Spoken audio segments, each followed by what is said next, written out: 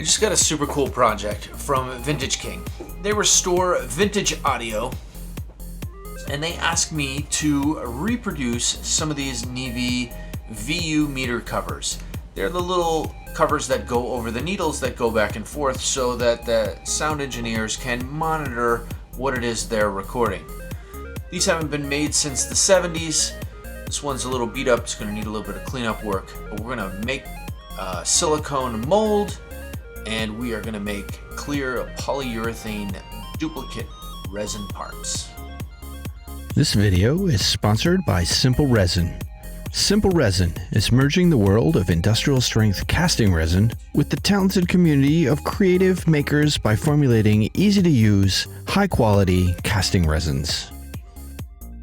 My name is Eric Strebel. I'm an industrial designer. Welcome to my channel about product design and making. I hope that you like, enjoy, and become a subscriber. Make sure you give the video a thumbs up, and then you hit the bell again, so you get the little parentheses around it. That way you'll be notified every time I have a new video. Don't forget to check out the design and making merch just below the video on the shelf. T-shirts, hoodies, stickers, leggings, and phone cases. So here's what this Neve soundboard actually looks like, and right there in the middle is where those little meter covers come from. And this is our master, and you can see it's pretty beat up. It's got a big old scratch right across it, so we're gonna have to fix that first before we do anything. We'll start with a little bit of basic plastic polish. Use the drill press low speed, and we'll just do some basic polishing. Then we'll move up to this 51056 from 3M. This is a polishing compound that you would use to polish out a clear coat. This is really what's going to give you a nice glossy finish. Stuff is pretty nice.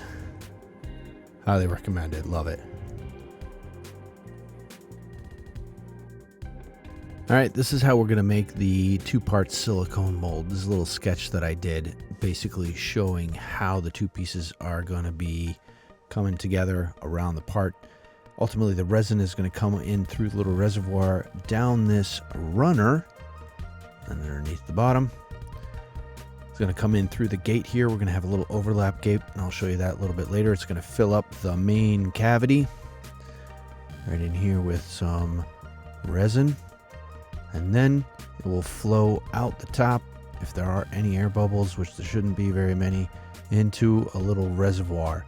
And this all should be more or less gravity fed, maybe a little bit of pressure assist. All right. 83. We're going to use the reusable mold box. I have videos on that. And we're going to make like a little platform, and we're going to cut that out on the laser cutter. I got a laser cutter, and it has kind of changed my approach to model making. So we're going to make a little platform that's going to sit about halfway down inside the mold box that we're going to put our part on. And that will suspend the part. The idea is to keep everything in the silicone mold, take the mold box apart and flip around and do the other half. These are the location keys. I also laser cut these, and I just cut them out of some cardboard and stack them up. And this is the key that holds the two pieces together in the correct place so that the molds are coming together correctly and accurately every single time. I glue all the stuff down to the acrylic with some PVA. This is just simple water-based PVA.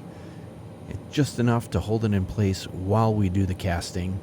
This is the half of the syringe tip so that we can get the syringe in on the one side, and you can see this is where the part goes, and this is what we'll cast the first half of the mold.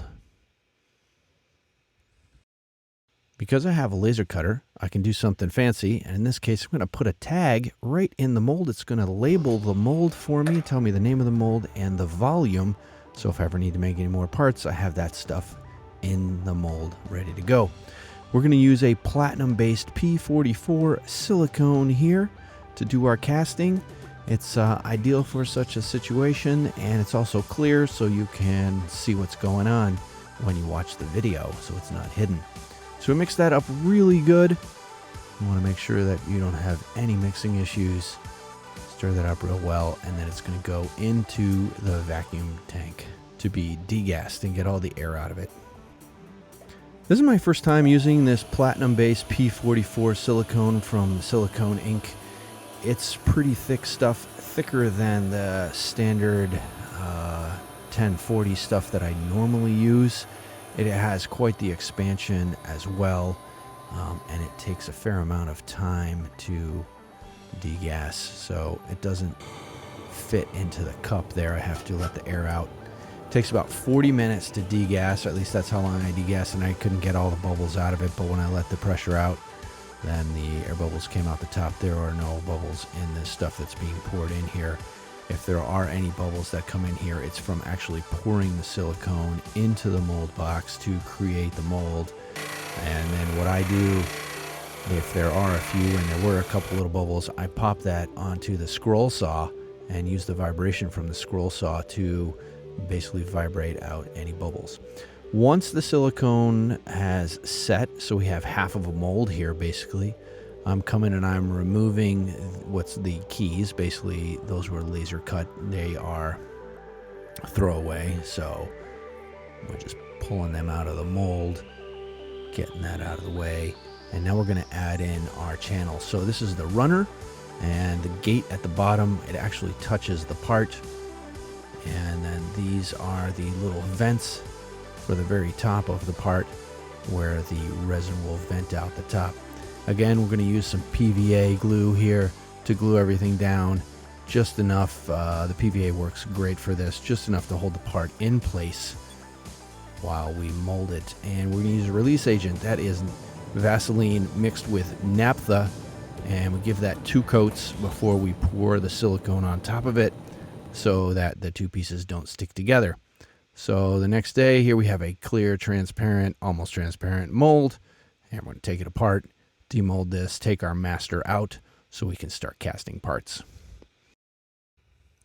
You want to be careful with a part like this. It's technically 50 years old, something like that. It could break. You don't want to break that. It's a good part. It's still usable. So we're going to use our simple resin here. This is the clear formulation. You can see a link below in the description to the Simple Resin website to get their products. Very nice stuff.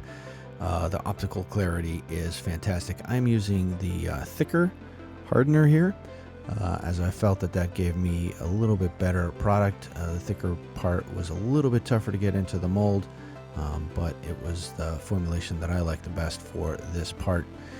So for demonstration purposes, I'm putting a little dye into their clear so that you can see how the part is molded. What we're doing here is we are putting the resin right into a syringe, and we're putting that syringe into the vacuum tank to degas it. And here I have a little cap on the bottom of the syringe and vacuum gravity fed. You can see the resin coming out of the syringe and starting to fill up the mold. I do a little bit of pressure casting here, and I put the plunger in the syringe to fill up the cavity all the way, and then it goes into the vacuum tank, 60 psi, with some heat for about 4 hours. I leave the part to set a little bit longer. I found with the simple resin, you want to leave the parts in your mold maybe a little bit longer than you're used to make sure that you don't have any sort of issues. But like I said, the optical clarity on the clear is very, very nice. And so here is a blue sapphire translucent part. You can see this is how they come out of the mold, with the runner still attached at the gate and the little vents at the top, but it detaches very quickly and you get a very, very nice part.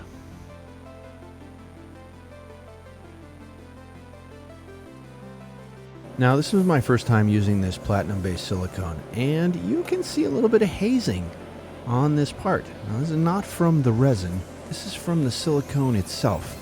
Turns out this P44 has 2 options for hardeners. They sent me option number 1, which is no good for clear parts because it leaves a little film. I was pulling my hair out going crazy trying to figure out what was going on, and it took me quite some time to figure it out. So I ended up making a second set of molds with GI 1040, which is the standard silicone that I use, and that's how I ended up making the majority of the parts, because that worked for me. And until I could get the correct hardener, this is what I used to make my clear, bubble-free resin bezel parts. Let's zoom in here and check them out. They're also very, very nice.